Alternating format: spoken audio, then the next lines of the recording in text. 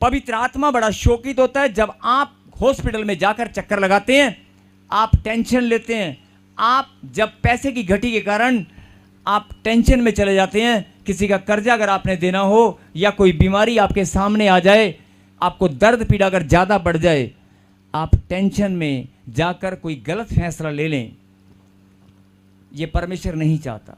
परमेश्वर चाहता है कि तू मेरी बात को सुन और समझ। शैतान तेरे दिमाग में बार बार डाल रहा है, तू बीमार है, तू बीमार है, तू बीमार है, तू कर्जे में है, पैसे देने, पैसे नहीं आएंगे, पैसे नहीं आएंगे, लोन नहीं होगा, लोन नहीं होगा। नहीं, अरे सब कुछ होगा, सब कुछ होगा।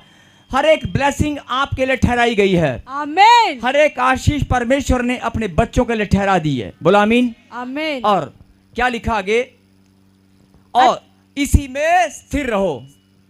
जवान भाई लोग ध्यान से सुना, क्या बोला प्रभु ने? इसी में स्थिर बस ये जरा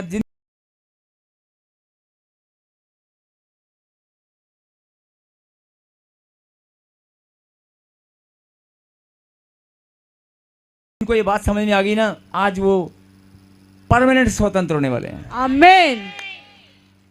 वचन की सामर्थ, परमेश्वर का ज्ञान, समझ, बुद्धि आपके अंदर और आएगी जब आप वचन पर विश्वास करेंगे, उसे ग्रहण करेंगे, मनन करेंगे। सुने, मसीह ने स्वतंत्रता के लिए हमें स्वतंत्र किया है, अतः इसी में स्थिर रहो। किस में? मेरे पीछे हो। इसी में स्थिर रहो, स्थिर रहो, इसी में स्थिर रहो। स्थिर रहो। इसका क्या मतलब है? स्थिर रहने का मतलब है कि आजादी जो मिली है ना, उसे आजादी को बनाए रखो।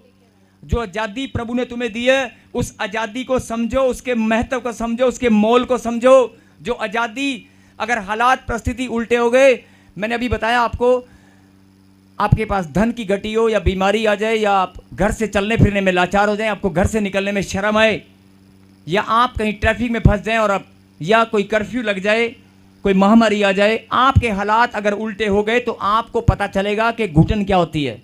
आपको पता चलेगा कि घुटना किसे कहते हैं, गुलामी किसे कहते हैं, जकड़न किसे कहते हैं।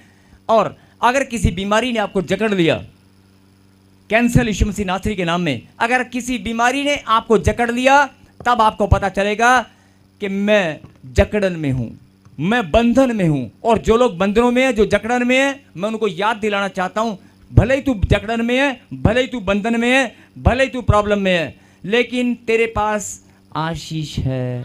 आमीन। तेरे पास अधिकार है। अपने अधिकार को फिर से याद कर, अपनी स्वतंत्रता को पहचान ले। ये आशीष प्रभु ने तेरे लिए रखी है। बोलो आमीन। आमीन। और अगर प्रभु ने कहा, जो स्वतंत्रता मैंने